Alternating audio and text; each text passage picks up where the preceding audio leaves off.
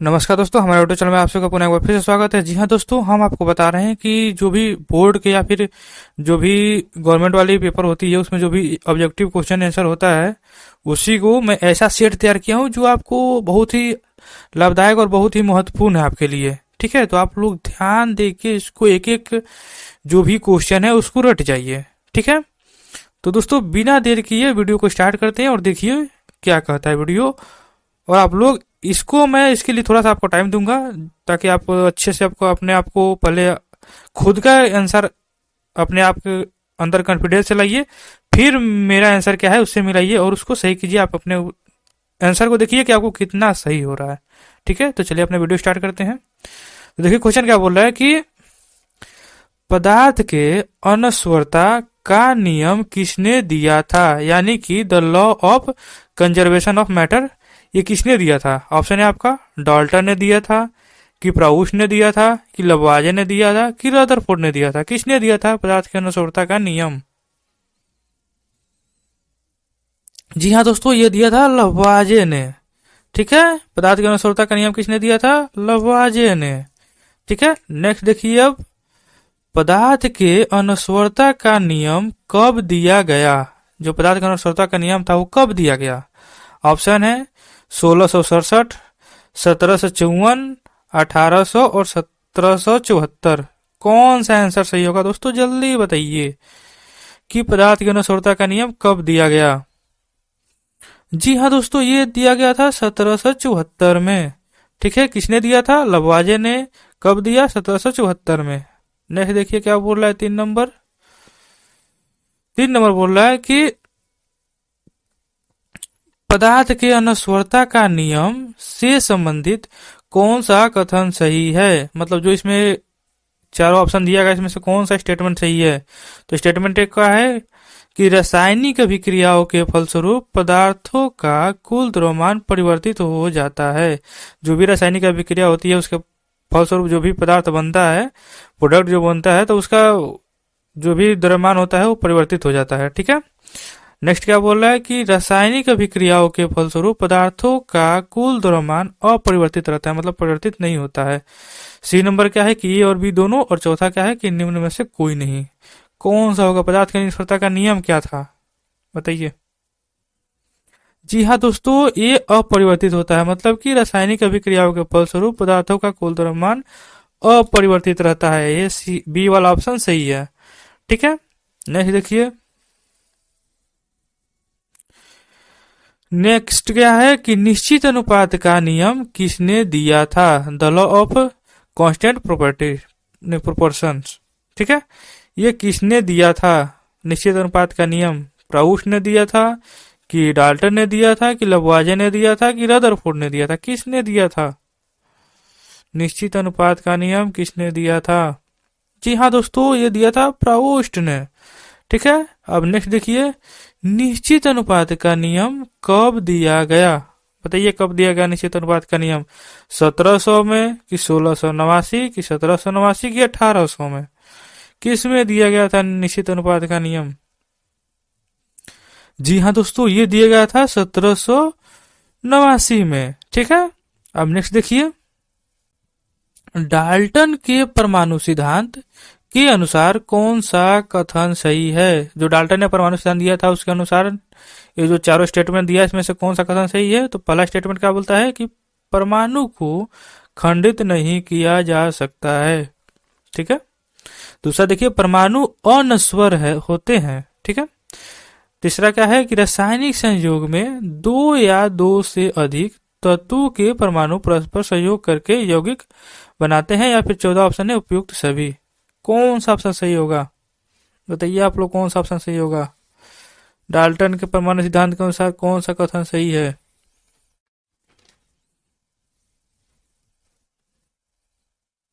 जी हाँ दोस्तों, ये चौथा ऑप्शन इसमें सही है, उपयुक्त सभी।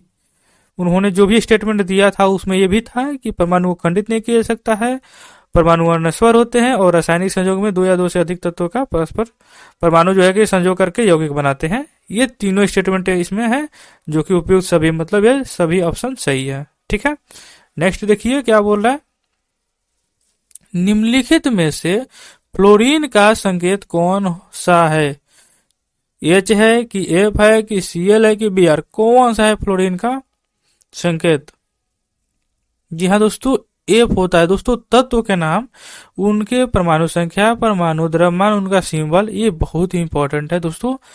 आप पढ़ेंगे जब से क्लास 8 से ले लीजिए या फिर 9 से लेकर और जहां तक आप केमिस्ट्री का अध्ययन करेंगे वहां एलिमेंट का संकेत आगे चलकर बहुत ही कठिन होता है। ठीक है, वहां पे आप पूरा फ्लोरीन नहीं लिख सकते, हमेशा एफ लिखकर ही उसके संकेत से ही काम चलाना पड़ता है, या फिर उसका नंबर लिख दीजिए, एटॉमिक नंबर जो भी है, परमाणु संख्या। जैसे इसका होता है फ्लोरीन का कितना होता है, फ्लोरीन का जो भी होगा वहां पे लिख देंगे, फ्लोरीन का 9 होता है। ठीक है, तो वहां पे ऐसे परमाणु एटॉमिक नंबर, परमाणु संख्या या फिर सिंबल से उसके काम चलाना पड़ता है। जो भी हायर क्लास में जाएंगे तो एटॉमिक नंबर, ठीक है, याद रखिएगा, उसका संकेत सिंबल याद रखिएगा, और एटॉमिक मास यानी कि परमाणु द्रव्यमान, ये बहुत ही इंपॉर्टेंट है। ठीक है, आप लोग कम से कम इसमें से 30, और जो भी 9th 10th के स्टूडेंट है, कम से कम शुरू से लेकर, मतलब हाइड्रोजन से लेकर एटॉमिक नंबर 30 तक याद कर ले, और कुछ इंपॉर्टेंट जो इसमें मैं करा दिया हूँ जो इंपॉर्टेंट है उसको जरूर याद रखें। जो भी परमाणु संख्या, परमाणु द्रव्यमान जो भी है मैं इसमें लिखवाया हूँ संकेत, वो सब एकदम कंपलसरी है, आप लोग याद जरूर कीजिएगा। नेक्स्ट देखिए, किसी तत्व का सबसे सूक्ष्मतम कण जो रासायनिक अभिक्रिया में भाग लेता है क्या कहलाता है? आयन कहलाता है कि अणु कहलाता है कि तत्व कहलाता है कि परमाणु कहलाता है? किसी तत्व का सबसे सूक्ष्मतम कण जो रासायनिक अभिक्रिया में भाग लेता है क्या कहलाता है? बताइए आप लोग, क्या कहलाता है? जी हाँ दोस्तों, परमाणु कहलाता है, क्योंकि यही अभिक्रिया में भाग लेता है। ठीक है, नेक्स्ट देखिए, निम्न में से पोटेशियम का संकेत कौन सा है? पोटेशियम का संकेत कौन सा है? पी है कि दूसरा एस है कि के है कि पीडी है? पोटेशियम का संकेत कौन सा है? ये हमेशा कंफ्यूजन वाली सवाल होती है, क्योंकि पोटेशियम का संकेत होता है के, पी से फास्फोरस होता है, एस से सल्फर होता है, और पीडी से पैडेडियम होता है। ठीक है, तो इसका पोटेशियम के से होता है। नेक्स्ट देखिए, नेक्स्ट क्या बोल रहा है कि दो या दो से अधिक परमाणुओं के संयोग से किसका निर्माण होता है? दो या दो से अधिक परमाणुओं के संयोग से किसका निर्माण होता है? पदार्थ का होता है कि तत्व का होता है कि आयन का होता है कि अणु का होता है? बताइए आप लोग, किसका होता है? किसका होता है? दो या दो से अधिक परमाणुओं के संयोग से किसका निर्माण होता है? जी हाँ दोस्तों, जब परमाणु मिलेंगे तो अणु का निर्माण होगा।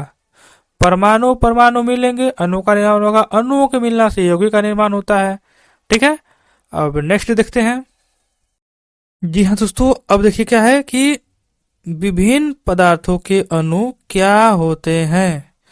ऑप्शन है आपका समान होते हैं, कि दूसरा ऑप्शन है भिन्न भिन्न होते हैं, कि कभी समान कभी भिन्न होते हैं, कि निम्न में से कोई नहीं। कौन सा ऑप्शन सही होगा? विभिन्न पदार्थों के अणु क्या होते हैं? जी हाँ दोस्तों, विभिन्न पदार्थों के अणु क्या होंगे? भिन्न भिन्न होंगे। कैसे भिन्न भिन्न होंगे? क्योंकि मान लीजिए CO2 है, CO2 है और H2 है, भिन्न पदार्थों के अणु भिन्न भिन्न है। जैसे यहाँ कार्बन है, ऑक्सीजन है, यहाँ पे हाइड्रोजन है, ऑक्सीजन है। ठीक है, इनका गुण भी अलग है। कार्बन CO2 हमारा कार्बन डाइऑक्साइड गैस है, H2 हमारा लिक्विड है, ठीक है, जो कि वाटर है।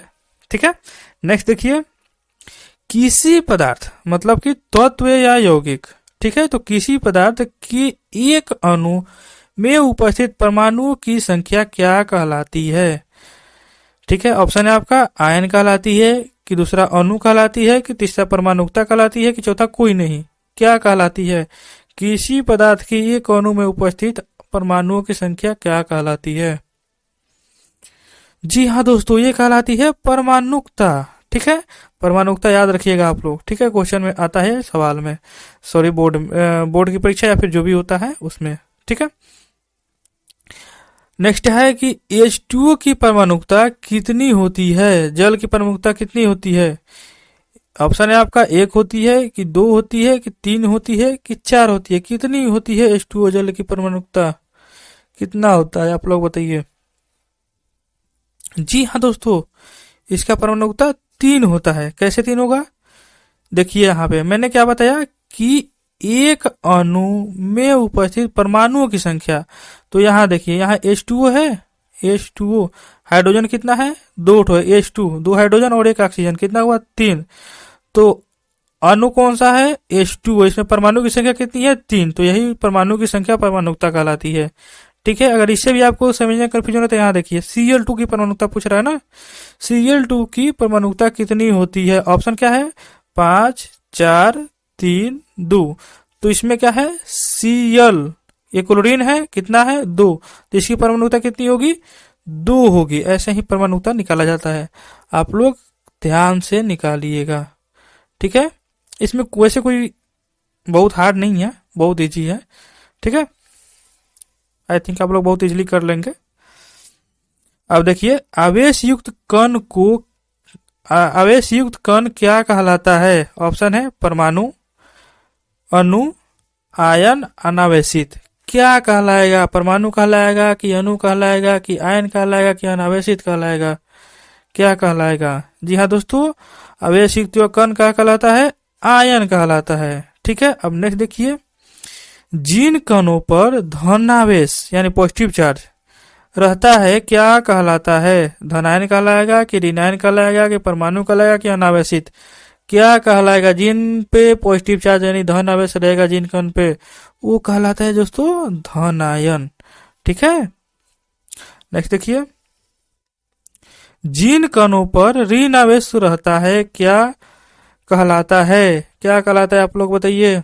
जिन कणों पर ऋण आवेश रहता है यानी नेगेटिव चार्ज, ऑप्शन है धनायन कहलाएगा कि ऋणायन कहलाएगा कि परमाणु कहलाएगा कि अनावेशित कहलाएगा, क्या कहलाएगा। जी हाँ दोस्तों, अगर ऋण आवेश है तो ऋणायन कहलाएगा। ठीक है दोस्तों, तो दोस्तों अगर हमारे चैनल को सब्सक्राइब नहीं किए तो प्लीज सब्सक्राइब कर लीजिए और वीडियो को कंटिन्यू देखिए।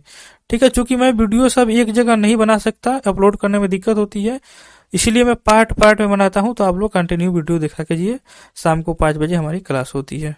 Okay, thank you.